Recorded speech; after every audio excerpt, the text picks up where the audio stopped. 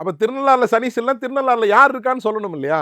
அது ஏன் இத்தனை ஆண்டு காலமாக திருநள்ளாறு சனீஸ்வரனுக்கு பேசப்பட்டதுன்னு சொல்லணும்.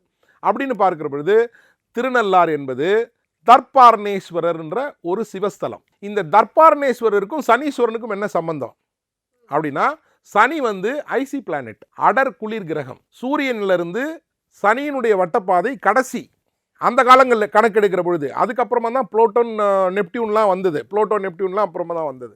அப்போ கடைசி பாதையில் பயணிக்கக்கூடிய சனி சூரியனுடைய வெளிச்சத்தை வாங்குவதற்கு தயாராக இல்லை, ரொம்ப தள்ளி இருக்காரு. அப்போ அதனால அதனுடைய சுற்றுவட்ட பாதை பார்த்தீங்கன்னா ஒரு லேயர் மாதிரி வரும் சனிக்கு மட்டும்.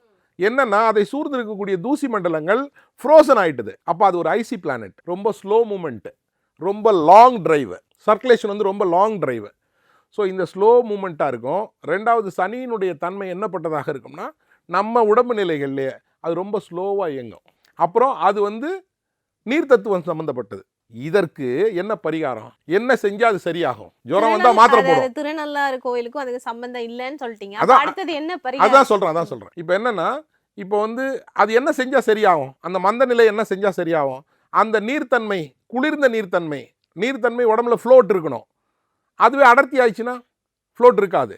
அப்போ அதுக்கு என்ன தன்மை அப்படின்னும் போது, இதற்கு எதிர்த்தன்மை என்ன? குளிருக்கு எதிர்த்தன்மை என்ன? சூடு. தர்பாரணேஸ்வரர் வெப்பத்தினுடைய அதிக தத்துவம். ருத்ரன்